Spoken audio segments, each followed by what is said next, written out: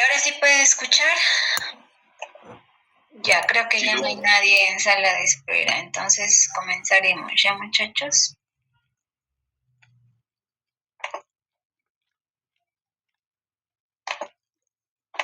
Pueden ver las diapositivas, ¿verdad?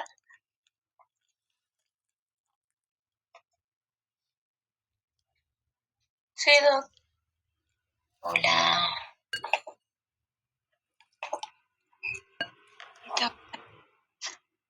Sí, Doc, sí se ve. Ahora sí se ve.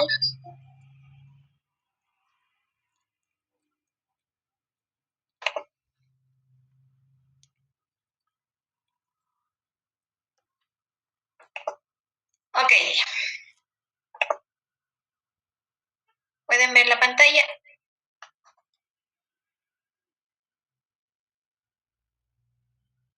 Sí, doctora. Ok, ¿ven ahora el islote de Langerhans o están viendo un hombrecito? Ahorita está el hombrecito. Ah, qué genialidad. Ya. Bueno, muchachos, antes de iniciar nuevamente la clase, pues decirles que la evaluación realizada con la reunión, ¿no? Con los docentes encargados, pues se ha quedado en que la evaluación de hito sí o sí tiene que ser esta semana, pero también tenemos que continuar con el avance del hito 5. Entonces, ya con el hito 5 estaríamos terminando, ¿no? Todo el semestre y dando lugar a un grupo de fármacos que pues propiamente corresponden a el manejo de diabetes, ¿no? De la persona que tiene diabetes, sea diabetes mellitus tipo 1 o tipo 2. ¿Ustedes han llevado dentro de la materia de fisiopatología diabetes? Todavía no, doctora. No, doctora. Ok, ¿qué enfermedades endocrinológicas han visto, muchachos? Ninguna. Lo último que se vio, doctora, fue solo ictericia.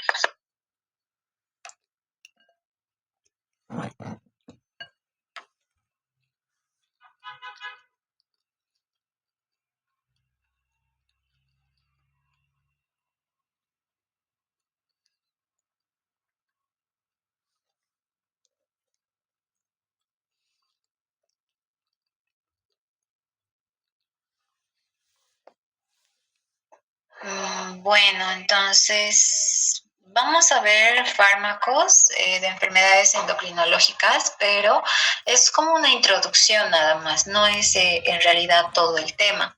Entonces, para este hito sí quiero que lean hipoglicemiantes. Ya el capítulo no lo tengo a mano, en memoria, pero pueden leer tanto de Flores como de Velázquez, hipoglicemiantes, ¿ya? El tema es así, es antidiabéticos, pero el tema como tal es hipoglicemiantes, ¿ya? Entonces, eso quería comentarles. Vamos a dar la evaluación de hito, va a ser oral, ¿ya? Va a ser la siguiente clase, el día jueves. Con ustedes tenemos hasta las 7:30, entonces van a ser evaluados de manera oral, ¿ya? Voy a preguntar al azar, digamos, metformina, ¿no? Es un ejemplo, no estoy diciendo que este hito vaya a entrar dentro de la evaluación, sino es un ejemplo. Metformina, ¿no? Ustedes me tienen que decir el mecanismo de acción. A ver, su evaluación continua son 10 puntos, ¿ya? Entonces yo les voy a preguntar sobre 2 fármacos por persona, ¿ya? De esos 2 fármacos, uno, voy a preguntar 5 cosas puntuales. El grupo al que pertenecen. A ver, por ejemplo, si hablamos de antihipertensivos, hablamos, digamos, de losartán o enalapril, ¿no ve? Entonces yo les digo, enalapril. Entonces ustedes como estudiantes tienen que responder 5 características puntuales. ¿Cuáles son las 5 características puntuales?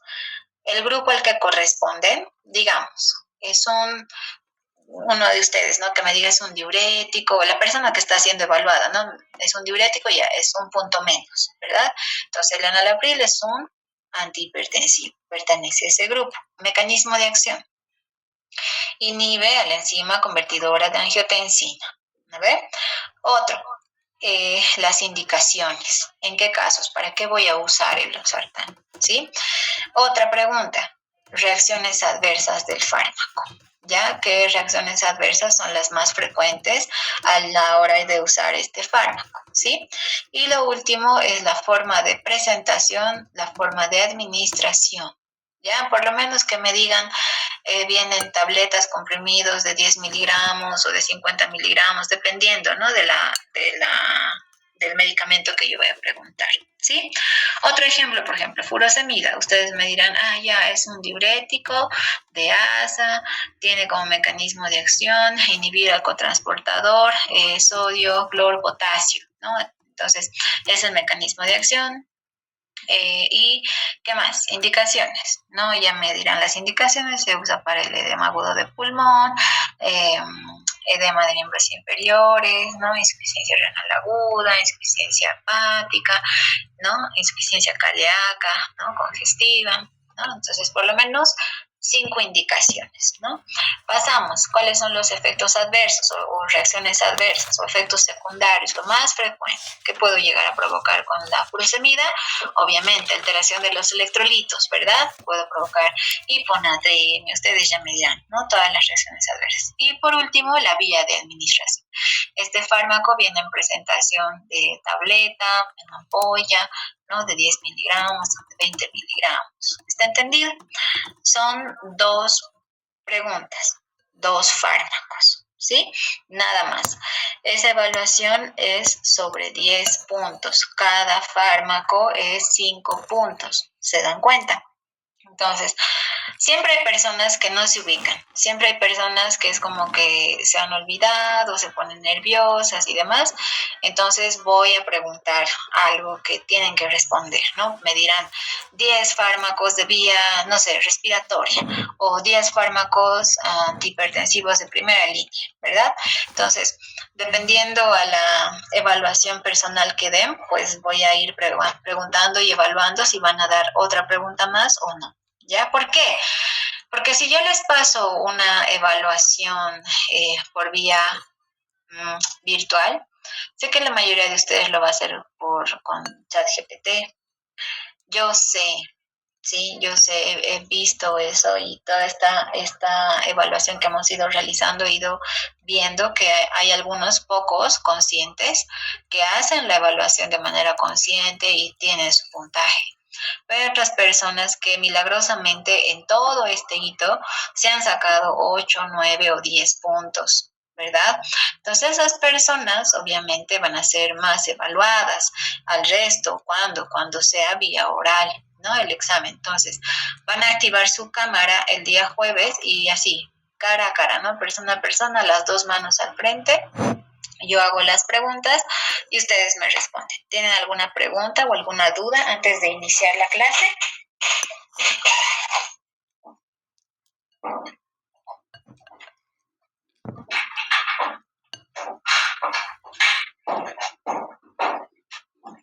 Muchachos. Rita, no sé si nos podría dar un poquito de tiempo para ubicarnos. Como son bastantes fármacos, yo creo, por ejemplo, yo misma me saturo cuando escucho y tengo que buscar en mi cabeza qué fármaco estamos hablando. No sé si nos podría dar menos 30 segundos o un minuto para poder recordar el fármaco como tal. La evaluación de cada persona es 2 minutos. Ustedes son 43 o 45, algo así son. Entonces, si te pones a pensar, me voy a tardar un buen rato evaluando persona por persona. Entonces, darle más de 2 minutos no se puede. La evaluación es netamente 1 minuto y medio, porque hasta conversar, hasta que piensen, igual, siempre se tarda. Entonces, lamentablemente no puedo hacer otra evaluación. Igual y yo les paso un caso clínico, pero ustedes siempre, es que la mayoría va a ChatGPT y eso lo he evaluado. Es muestra de las evaluaciones, de las dinámicas, ¿no? Que han ido dando. Entonces, pues lamentablemente no puedo mandarles, ¿no? De manera así virtual, una evaluación como tal. No, ¿ya? Entonces, por esa razón les digo, va a ser oral, el tiempo de evaluación es 1 minuto y medio a 2 por persona. Son 2 fármacos nada más. ¿Alguna otra duda?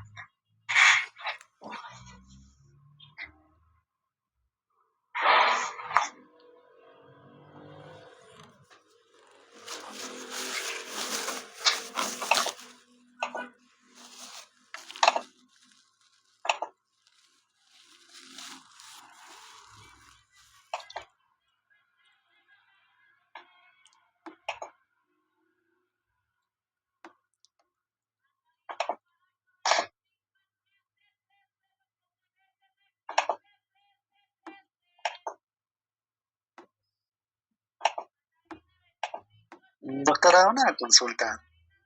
Sí. ¿No habría algún modo de que se duplique la nota que dimos la anterior semana que fue oral, igual de todos los temas? ¿Cómo? La anterior semana dimos un examen oral de todos los temas sobre 15 puntos Sí. en la individual. ¿No sería, o sea, no habría alguna forma de que eso se duplique para nota dedito 5, dedito 4 que diga? No. ¿Por qué quieres que se duplique? Es que como es casi el mismo examen, o sea, sobre todos los temas igual vimos, creo que sería de lo mismo, por así decirlo. Sí, pero esta vez solo son 2 fármacos y como les digo son 5 características. Que me digas enalapril antihipertensivo, ya tienes un punto. Que me digas mecanismo de acción, ya tienes otro punto. Que me digas indicaciones, ya es otro punto. Que me digas las reacciones adversas, es otro punto. Y vía de administración, digamos, no te acuerdas, tienes 4/5. El otro fármaco, digamos, espironolactona, igual. Tengo me dices, ¿no? ¿Qué grupo perteneces? Un diurético, ok, tienes un punto. ¿No ves? Bien fácil. 2 puntos, cuando me dices mecanismo de acción más. Tienes una reacción adversa, o por lo menos 3 reacciones adversas frecuentes de ese fármaco, y ya tienes otro punto. O sea, la evaluación es muy sencilla. Entonces, por esa misma razón no se puede duplicar. De hecho, a la siguiente sí me van a mostrar persona por persona su resumen, porque no nos vamos a poder ver. O sea, esta situación realmente es muy triste. A mí me pone triste, ¿no? O sea, Bolivia está mal. Estamos mal, muchachos. Y bueno, no vamos a caer en la desesperación, pero lamentablemente no nos vamos a poder reunir. No voy a poderles ver, supongo yo, hasta final del semestre, entonces estaríamos terminando conmigo. Ahora yo no sé si vaya a regresar a la docencia, también tengo otras cosas que quiero adelantar, si Dios lo permite voy a seguir, y si no, pues voy a ir igual por mi rumbo, pero pues desearles siempre lo mejor. Yo quiero que sepan, entiendan que medicina es una carrera muy sacrificada, te toma mucho tiempo, son años. Yo veo, mucha que hasta ahorita ya son como 15 años que estoy en esto, y hacer la carrera así, o sea, sumando la carrera y los estudios y la residencia, ¿no? Realmente medicina es una carrera muy, muy sacrificada, más que todo de tiempo, demandante, te consume. Entonces, yo quiero que se lleven de esta materia. La farmacología no es chiste, tienen que agarrar los fármacos, saber prescribir, porque como médicos de base, la mayoría pienso yo que quiere hacer una especialidad, otros al terminar la carrera retornarán a su país, harán la residencia, ¿no? Y seguirán su camino, pero en realidad la materia queda ahí. O sea, la materia pasas y la pasas, y si sabes bien y si no, no. Pues después, pobre paciente, no veo, pobre médico.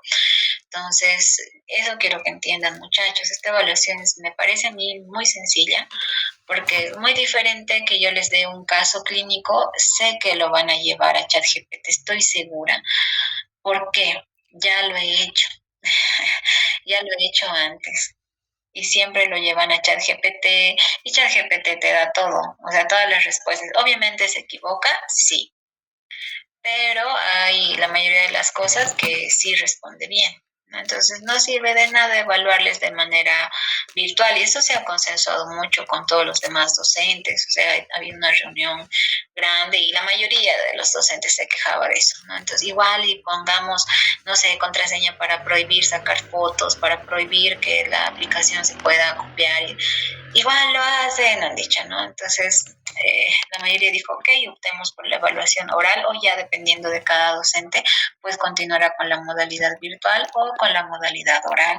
Ya cada uno de ustedes pueden ver la manera de evaluar a los estudiantes, ¿no? Es por eso he estado pensando estos días y he dicho, no, mejor que sea oral, lo he ido viendo caso por caso y aunque no lo crean, me acuerdo, no me sabré de todos sus nombres, pero sí me acuerdo.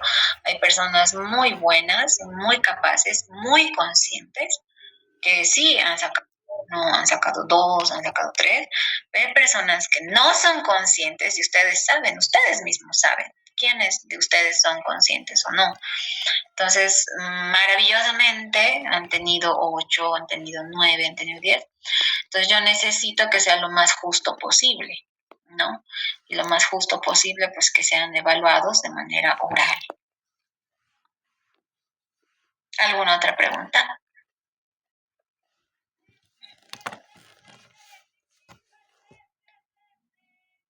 Ok, entonces este hito nada más nos dura como 2 semanas, ¿no? 2 a 3 semanas. Entonces ya estamos pasando esta semana y como les digo, tenemos que terminar el tema de hipoglicemiantes, que es bastante largo.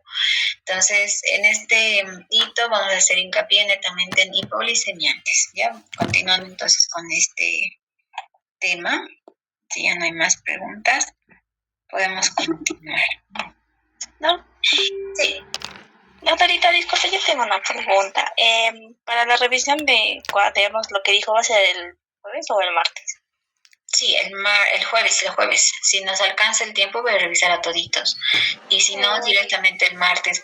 Dios mediante o sea, que todo regrese a la normalidad, sería una maravilla. Pero al paso que vamos, no sé, me parece que va a haber peleado, guerra, no guerra, ¿no? Una batalla, una guerra civil, una pelea civil y ya, pero es que no sé.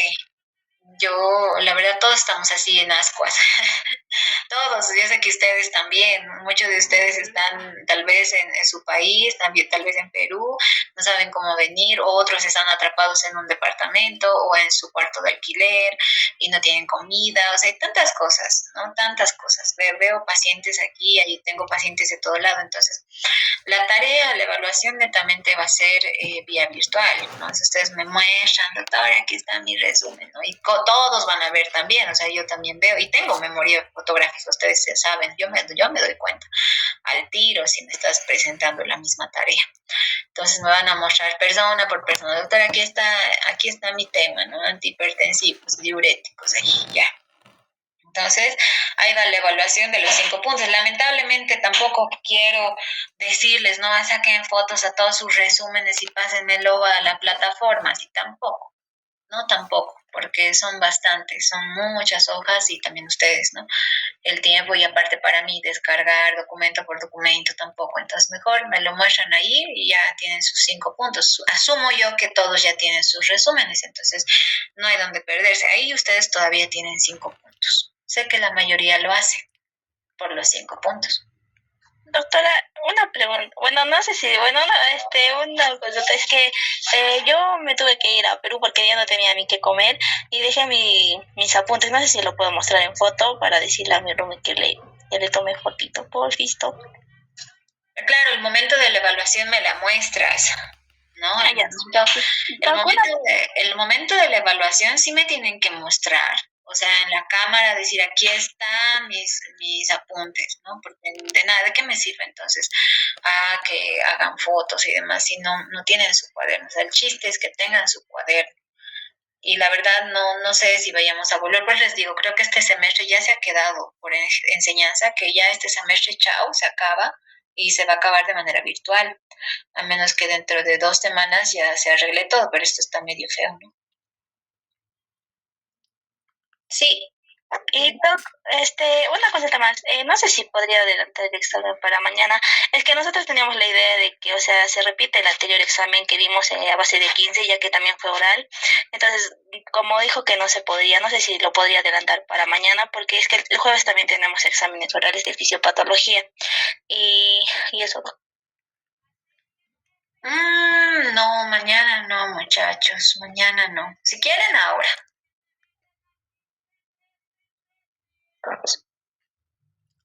Porque el jueves pues solo son preguntas, 2 fármacos y ya.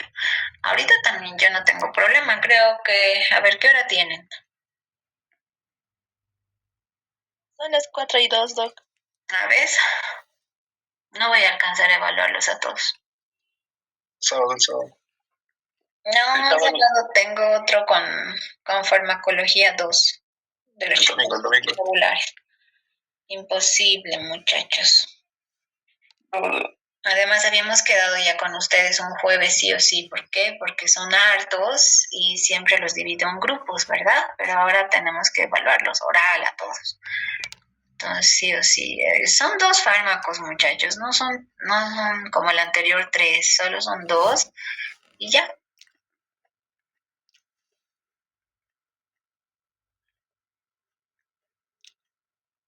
Ahora sí, empezaremos por lo menos esto de introducción de fármacos hipoglicemiantes y sí quiero que recuerden, ¿no? Que este hito vamos a terminar. Hito 5 es netamente hipoglicemiantes, ¿ya? Entonces vamos a hablar un poco de, bueno, ustedes ya han visto la parte anatómica de donde se sintetiza, se secreta, ¿no? La insulina. Acá estamos viendo el islote de Langerhans que está compuesto por 4 grupos de células, 4 tipos de células, ¿no? Las células alfa que se encuentran en la periferia, ¿no? Que van a secretar el glucagón. Las células beta que están en la parte más central, ¿no? Las células beta. Además de que están encargadas netamente de la secreción de insulina.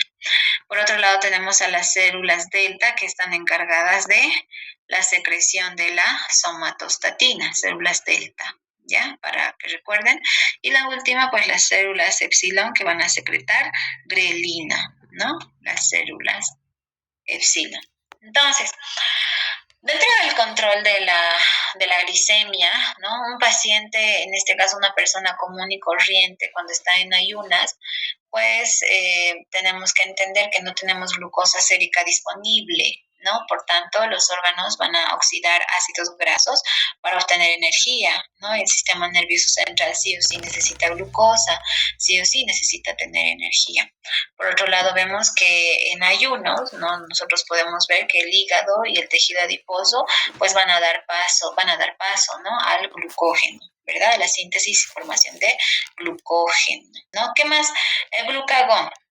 En este caso va a estar presente, en este caso la glucemia en ayunas va a llegar a activar, ¿no? Esta hormona. ¿Qué más va a llegar a asociarse, ¿no? A la gluconeogénesis? Es decir, que se va a activar la gluconeogénesis por la parte hepática y la glucogenólisis también, más que todo en el hígado, ¿no? Ambas cosas. Entonces, si decimos en este caso gluconeogénesis y la glucogenólisis, sí se lleva a cabo en el hígado, pero cuando esta persona está en ayuno. Mientras no haya estado de ayuno, pues la glicemia sigue siendo metabolizada, como ustedes ya saben.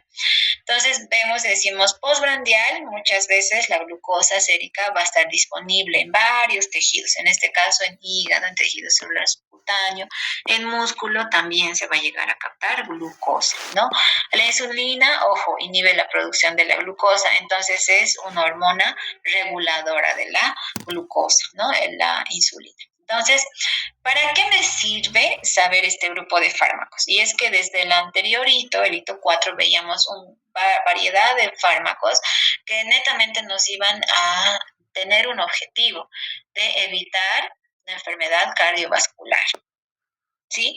En este caso también hay objetivos puntuales. ¿Cuáles son los objetivos de la terapia antidiabética?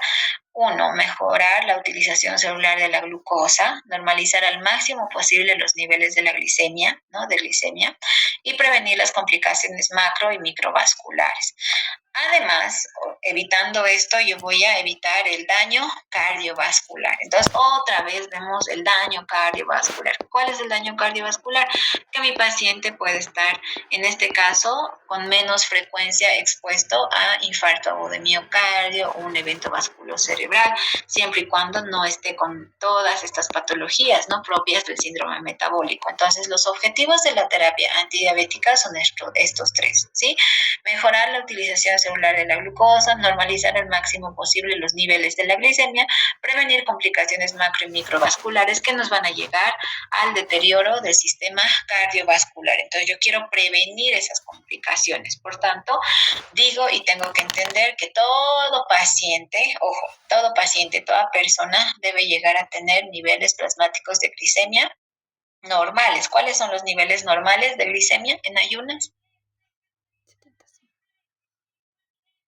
De 70 a 100 miligramos de Ya, de 70 a 100. A 100, ¿no? Entonces vamos a repasar cómo es que se secreta la insulina para yo entender que hay cierto grupo de fármacos que va a llegar a actuar y tener su mecanismo de acción en esta parte, ¿sí? Entonces nosotros vemos que acá, ¿no? Esta es la célula beta, ¿no? La célula beta del páncreas, donde se realiza la secreción de la insulina, en la célula beta, ¿no?, del páncreas. Entonces tenemos acá la proteína, en este caso GLUT. La glucosa ingresa a través de este receptor, ¿no? Es metabolizado a glucosa 6-fosfato por el metabolismo que se tiene, pues genera el ATP, lo que va a llegar a provocar la apertura de los canales de potasio. Esto al mismo tiempo como va a ingresar el potasio, pues va a dar lugar a la despolarización, dando lugar a la apertura de los canales de calcio. Esta apertura va a dar lugar a la exocitosis, a la eliminación. En este caso, la insulina está almacenada en vesículas, ¿verdad? Y por exocitosis, pues, es secretada, ¿no? Es eliminada. Entonces, ahí nosotros vemos la secreción normal de la insulina. Tenemos acá los receptores SUR, que sí son muy importantes, y entender esto porque hay un grupo específico de fármacos hipoglucemiantes que llega a inhibir, ¿no? Entonces vemos nosotros que este grupo está compuesto por las sulfonilurias y el otro grupo meglitinidas, ¿ya? Entonces yo veo que el mecanismo de acción pues va netamente dirigido a este receptor, al receptor SUR1, ¿no? Con su fracción KIR 6.2. O sea, el mecanismo de acción es mucho más molecular, ¿sí? Entonces, si yo les pregunto, ¿cuál es el mecanismo de acción o a qué nivel actúan las sulfonilurias? Pues actúan a nivel de los receptores SUR tipo 1, provocando el ingreso de potasio, ¿no? Lo que va a dar lugar a la despolarización de la misma célula beta. Entonces va a dar lugar a la exocitosis de la insulina. Por tanto, entendiendo esto, yo debo de ver que hay efectos estimulantes, es decir, contrarreguladores de la secreción de la insulina, ¿sí? Entonces, ¿cuándo se va a secretar insulina? Necesitamos conocer los factores estimulantes, obviamente cuando hay glucosa, sea alimentación oral, ¿no?, o parenteral. La presencia de aminoácidos que está en todos los alimentos, ácidos grasos también, ¿no? También las sincretinas, ¿no?, que son hormonas que están ubicadas a nivel del sistema gastrointestinal, ¿no?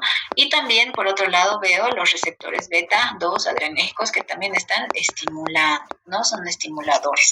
Por otro lado, tenemos otros factores inhibidores, la misma insulina, ¿no? Glucagón y somatostatina, ¿verdad? Son hormonas contrarreguladoras, ambas son contrarreguladoras. ¿Qué más? Fármacos que pueden llegar a inhibir este proceso, colchicina y fenitoína, también la leptina. Y los receptores alfa 2 adrenérgicos como inhibidores, ¿no?, de la secreción de insulina. Entonces, entendiendo esto, digo, ok, la insulina tiene muchas acciones, es decir, dentro de estas, ¿se acuerdan? Les decía una palabra ya anteriormente, cuáles son las acciones pleiotrópicas de la atorvastatina, ¿verdad? En este caso veo que la insulina también tiene acciones pleiotrópicas, no solamente se encarga de la parte de que, sí, va a ir a actuar con la glucosa, es como que la mayoría de los médicos, ¿no?, los docentes de fisiopatología dicen, no, que acuérdense siempre que la insulina es la llave que da paso al ingreso de la glucosa para que ésta pueda llegar a actuar en la célula beta y así, ¿no?, y todos los tejidos, ¿no? Entonces, yo quiero que entiendan que la insulina no solamente tiene ese mecanismo de acción, está bien, inicia el metabolismo, el catabolismo de las proteínas, da energía y todo en todos los tejidos, pero necesito entender que tiene una acción pleiotrópica. ¿sí? Inicia la autofosforilación, la activación, en este caso de la tirosinquinasa, vean ustedes, en segundos nada más. Por otro lado, también activa el transporte de las exosas. Tiene que ver con la regulación de genes, la fosforilación del receptor insulínico en minutos. Por otro lado, tiene que ver con la transcripción de varios genes, diana, es decir, la síntesis mayor de tejidos, ¿no? Si hablamos de una mujer embarazada, ¿no? Que está en gestación, la insulina también tiene una acción de transcripción de genes diana, en este caso la síntesis de ADN y ARN. Imagínense esto a largo plazo. Obviamente todo esto tiene que ver con el crecimiento celular. Entonces, la insulina es una hormona esencial, es muy esencial, ¿no? Conociendo nosotros entonces toda esta actividad de la insulina, yo puedo llegar a ver que tiene acción en estos tres tejidos específicamente hablando, a nivel de la célula hepática, a nivel de tejido adiposo y a nivel de célula muscular. ¿Quiénes la activan? ¿Cómo la activan y demás? ¿Por cuál metabolismo? A través de carbohidratos, grasa, ¿no? Lípidos y proteínas. Y nosotros vemos que a nivel de la célula hepática puede disminuir, ¿no? En este caso la gluconeogénesis, provoca también menos, en este caso la disminución de la glucogenólisis, aumenta la glucólisis, aumenta la glucogénesis, ¿no? Por las grasitas, todo, ¿no? Lo que es incremento, la lipogénesis disminuye la lipólisis, ¿no? Efectos que tiene bajo su dominio, su control, la insulina, ya con la glucosa. Entonces, proteína, disminución del catabolismo proteico. Al mismo tiempo, vemos la célula del tejido adiposo, de igual manera. Por los carbohidratos, en este caso, aumenta la captación de la glucosa, incrementa la síntesis del glicerol. A nivel de lípidos, incrementa la síntesis de triglicéridos, incrementa la síntesis de ácidos grasos y también tiene una función de lipólisis, ¿no? Por la parte de la célula muscular, igual incrementa la captación de glucosa, incrementa la glucólisis, incrementa la glucogénesis. También por las proteínas, el incremento de la captación de aminoácidos y el incremento de la síntesis de proteínas. A todo esto, pues yo como buen médico de base necesito saber diagnosticar diabetes. Y ahí va mi pregunta, ¿cuáles son las 4 P's de la diabetes? Polidipsia, polifagia, poliuria y... Pérdida de peso. Pérdida de peso. Ahí está, ¿no? Que no han llevado pues diabetes. Ok, entonces vemos que la diabetes se diagnostica cuando el nivel de la glucosa, en este caso en sangre, es superior o igual a 200 miligramos. Pero hay una condición. La glucosa en cualquier horario, es decir, que no importa, no interesa si ha comido, ¿no? Siempre y cuando tenga que ser medida en las 2 horas posteriores. Obviamente, si ustedes ahorita me hacen la toma de la glucosa, la mía probablemente esté en 115 o 120 o 130 porque me he tomado un refresco, ¿no? Dulce y he almorzado. Entonces, igual, tengo que hacer el control. Ahora, es muy diferente que hace 2 horas yo haya tomado o comido, ¿no? O bebido una bebida azucarada y demás, si mi glicemia es 200, luego no he comido nada, he tomado agua y me vuelven a tomar la glicemia y está en 220, ¿no? Entonces, y además yo les digo, sí, ¿sabes qué? Tengo mucha sed, he perdido peso, tengo mucha hambre, estoy yendo, ¿no? Al baño, ¿no? Todas las P's, ya te das a pensar, este paciente es probable que tenga diabetes, ¿verdad? Entonces, todo paciente que tenga una glicemia plasmática superior a 200 en cualquier horario es altamente probable que tenga diabetes. ¿Sí? Ahora, existen criterios para decir este paciente tiene diabetes. Necesito que conozcan cuándo es normal, cuándo se habla de prediabetes y cuándo se dice diabetes. Volvemos a la Asociación Americana, pero en este caso de diabetología, ¿ya?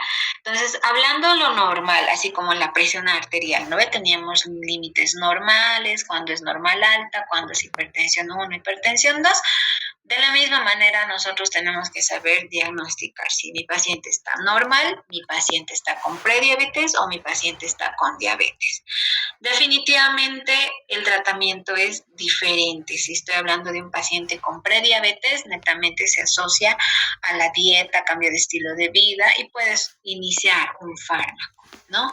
Pero si es diabético ya per se, obviamente aparte de todo lo que hemos hablado, ¿y qué pasa si es un jovencito de 15, 10 años, ¿no? Que está con diabetes, o hay diabetes, la famosa diabetes MODI, ¿no? O la de diabetes también tipo 1, ¿no? Que antes era conocida como la juvenil. Tengo que no solamente, además de usar hipoglicemiantes, tengo que ayudar con insulina, ¿no? Entonces, entendiendo la fisiopatología, por eso les preguntaba, y sé tal vez que han llevado o van a llevar o algo han escuchado de la diabetes, sé que tienen que saber diagnosticar, ¿sí? Entonces, vamos.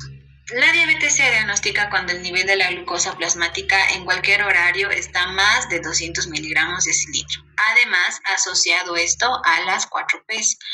O te dice la ADA, la Asociación Americana de Diabetes. ¿Qué te dice? Normal, cuando ¿qué? La hemoglobina glucosilada está en menos de 5.7%. ¿No? Cuando digo prediabetes, cuando tiene un valor de 5.7 a 6.4%. Y cuando digo diabetes, cuando mi hemoglobina glucosilada, en este caso, es mayor a 6.5. ¿Ya? Por otro lado, yo sé que en fisiología han hecho la práctica, ¿no? Bueno, si no lo han hecho, pues, bueno, ya no sé, pero siempre se hace en fisiología una práctica donde tú vas en ayunas, te hace tomar, uno de ustedes toma, los dividen por grupos, te hacen tomar un vasito de glucosa, o sea, un refresco, ¿no? Y ahí te dice, ¿no? La glucosa plasmática en ayunas, obviamente, se le toma al paciente, si esta está menor a 100 miligramos de cilitro, es normal, se supone que está en ayunas. Glucosa plasmática en ayunas, muchachos, ¿ya? Si está a menos de 100 miligramos de cilitro, está normal. Pero, ojo, si está de 100 a 125 miligramos de cilitro, pues es prediabetes, ¿sí?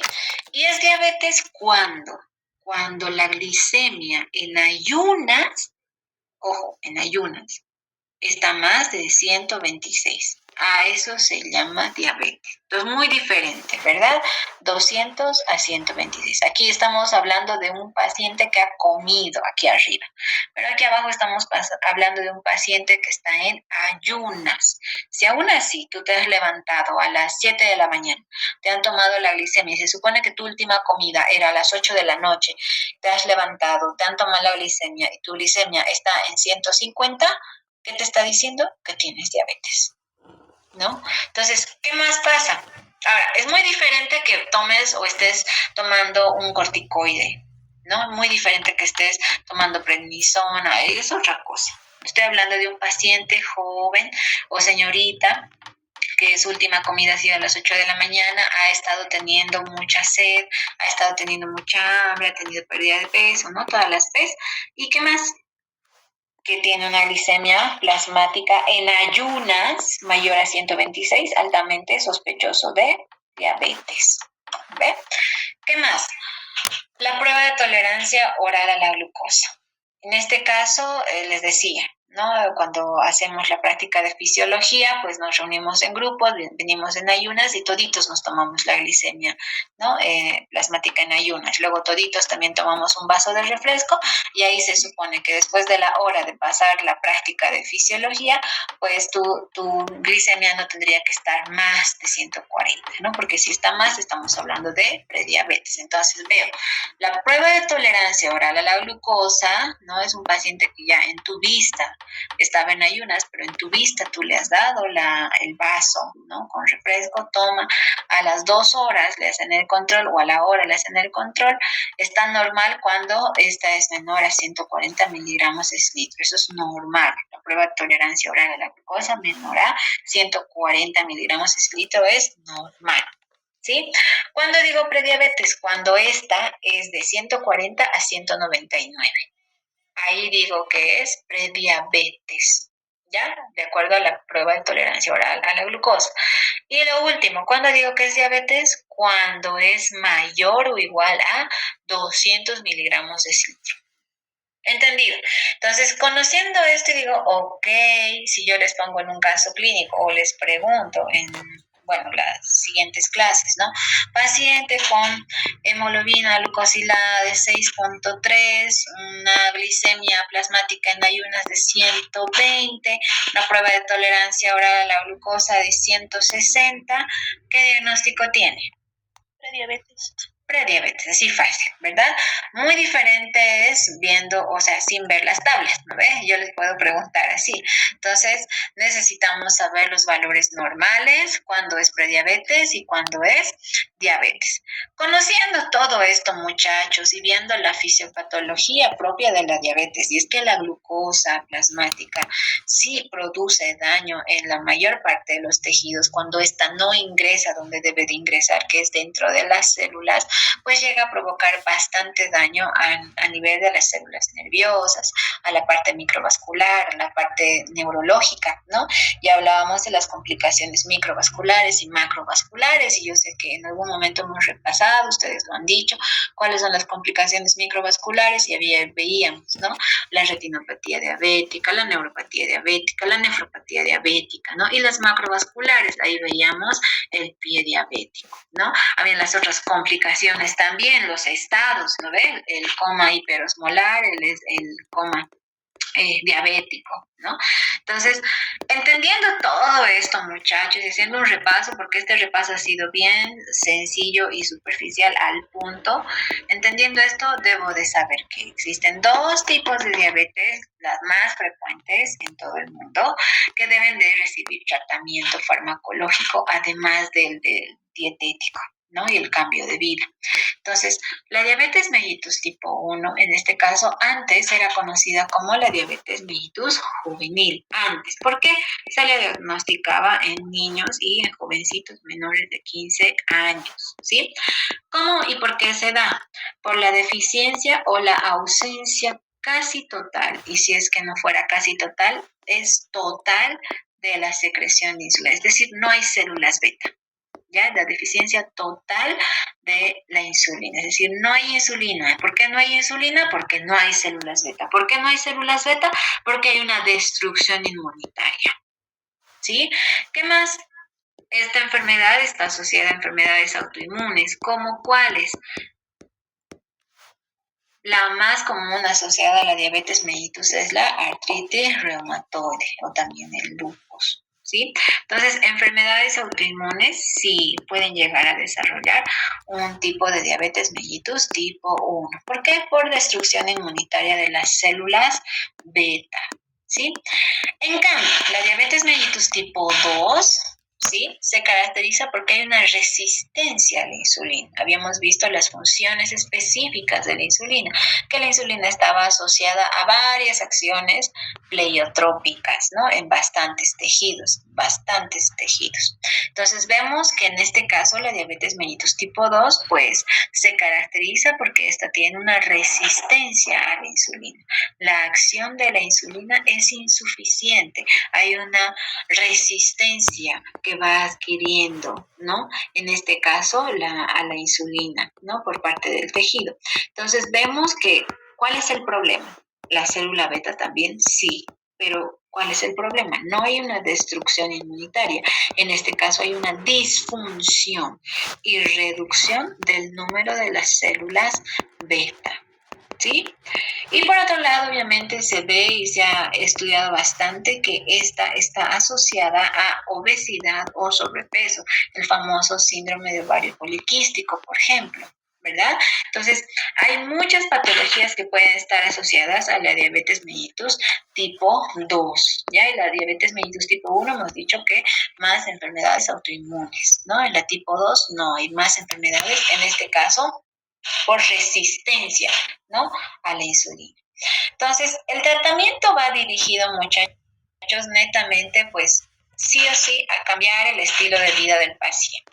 Necesito hablar con el paciente, sentarlo y decirle, ¿sabe qué? Usted tiene que empezar a alimentarse mejor, ya no consumir Coca-Cola, dejar de comer carbohidratos, entonces explicarle, ya no tiene que comer solamente todo el tiempo fideo, chuño, papa, ya no tiene que comer eso, ¿no? Porque es un alimento rico en carbohidratos. Entonces, si yo quiero cuidar a mi paciente, necesito hablar desde la dieta, ¿no? Medidas dietéticas, en este caso la dieta hipoglúcida. El farmacológico también, que obviamente es bueno. En este caso hablamos de tres grandes familias, las más conocidas, ¿no? Como secretagogos de la insulina. El siguiente grupo son conocidos como los hipoglicemiantes orales. Y el tercer grupo grandote como los propios, ¿no? De la insulina exógena. ¿Ya? Y es que hasta el día de hoy el tratamiento de la insulina, por ejemplo, perdón, el tratamiento de la diabetes mellitus, pues está basado y bien dividido y dirigido. Hay bastantes algoritmos donde te dicen, ok, si tu paciente cumple o no cumple criterios de síndrome metabólico, ¿qué tal si solo tiene diabetes o aparte se le ha ocurrido tomarse el control de la presión y pues es hipertenso más? ¿Y qué tal si es obeso más? ¿No? O sea, pesa 88 kilos y mide 1,50. ¿No? Entonces ya te vas dando cuenta. Todos estos factores son factores de riesgo para que a la larga uno mismo pueda llegar a desarrollar diabetes. ¿Ya? Y el tratamiento pues está netamente enfatizado en, uno, cambiar el estilo de vida que uno tiene y dos, pues el tratamiento farmacológico. ¿Ya? El tratamiento farmacológico se divide en muchas familias y es que hablamos de los secretagogos de la insulina, propiamente conocidos como sulfonilureas. Tenemos un representante principal que es la glibenclamida. ¿Ya? Dentro de los secretagogos de las insulinas también veíamos otro grupo que son las meglitinidas. Hace un momento veíamos dónde era el mecanismo de acción de estos. A nivel de los receptores SUR 1 y 2. Muy bien, Julissa. A nivel de los receptores SUR, ¿no? Tipo 1. Entonces veo y digo, las sulfonilureas más reconocidas, más común, la que tengo que dominar, la que tengo que saber, es la glibenclamida. ¿Sí? Glibenclamida. Glicipina también, pero no es muy frecuente. En nuestro medio usamos más glibenclamida. ¿Ya? Otro grupo de fármacos, también conocidos como secretagogos de la insulina, tenemos a las meglitinidas. ¿Ya? Meglitirinas. Entonces, dentro de los representantes principales, repaglinida y nateglinida, ¿ya? Son fármacos secretagogos de la insulina, porque favorecen la secreción de la insulina, como hemos visto hace un momento, ¿verdad? Entonces, vamos más adelante y decimos, ok, si yo tengo aquellos fármacos que van a llegar a actuar, ¿no? Más en el receptor SUR tipo 1, estoy estimulando la síntesis y la secreción de la insulina. Pero hay algo importante. No solamente puedo iniciar el pilar farmacológico con sulfonilureas, es decir, no solamente voy a dar insulina. También tengo que dar sensibilizadores a la glucosa, sensibilizadores a la insulina.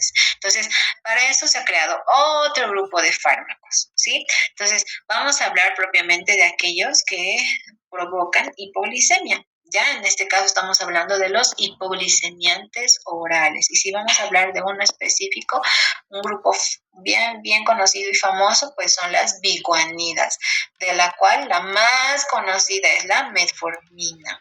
¿Ya? Hay otro fármaco también que es la fenformina. Entonces, en este caso, la metformina sí me interesa conocerla, sí me interesa saber de cuánto viene, sí me interesa saber reacciones adversas, todo de la metformina. Entonces, estamos diciendo, el pilar del paciente diabético, hablando propiamente del tratamiento farmacológico, se basa en dos.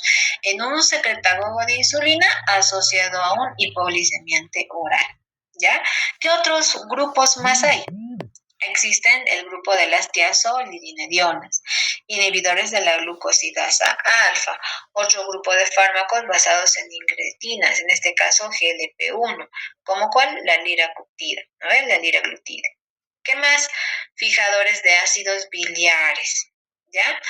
Otro grupo de fármacos, muchachos, cuando, por ejemplo, hablando de las mujeres embarazadas, existe la diabetes gestacional, es decir, mujeres mayores de 30 años, 35 años llegan a embarazarse y concebir, incluso por la misma familia, por ejemplo. Se dice que si tu papá es diabético, tu mamá es diabética, tú tienes un 75 a 80% de riesgo, ¿no?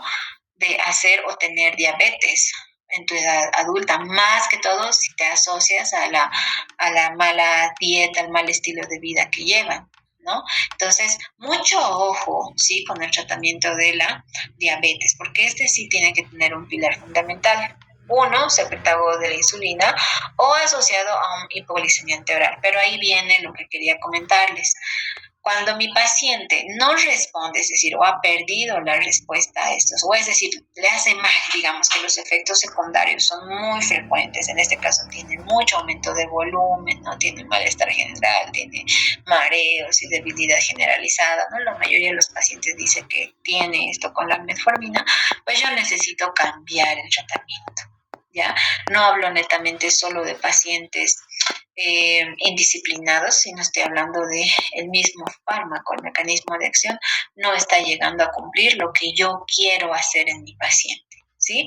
Les decía y siempre les voy a repetir, en farmacología nosotros jamás creamos funciones o simplemente estimulamos o inhibimos. ¿Sí?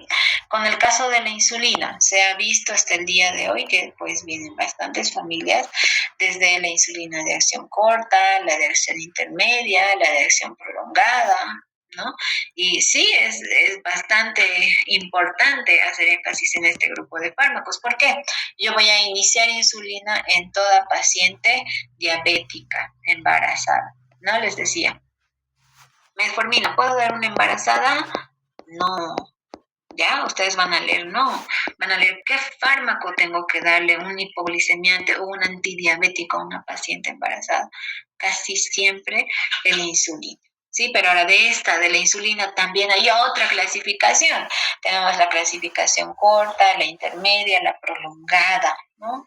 Entonces, vamos viendo más adelante, en este caso, este grupo de fármacos, como los secretagogos de la insulina, incrementan la sensibilidad a la insulina. En este caso, la disminución del potasio también lo que provoca, ¿no? Esto va a iniciar la despolarización.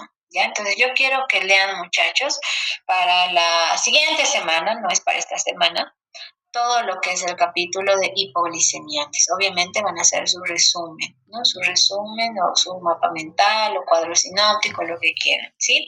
Estoy segura que ya va a terminar nuestra clase también. Entonces les pido, por favor, la evaluación es el día jueves. Voy a empezar puntual. Por favor, les pido, activen su cámara cuando les llame. Si no activan la cámara, no están conectados, van a ir a ser evaluados al último. ¿Sí? Van a ser evaluados al último. Voy a llamar así al... No hay predilección de que, ay, es que yo soy la última, seguro me va a llevar al último. No. A las personas que quieran dar el examen, dan y van. O sea, de manera voluntaria. ¿Ya? Si no hay voluntarios, pues yo voy a llamar por listas, igual sin necesidad de que sea por alfabeto, por orden alfabético. ¿Ya?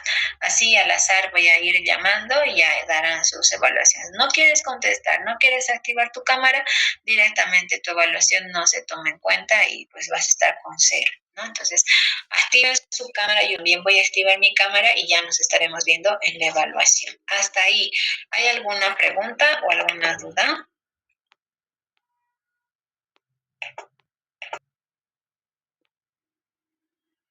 Doctora, buenas tardes.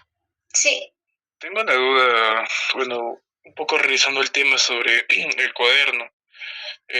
Bueno, creo que la mayoría de mis compañeros ya hemos regresado a Perú.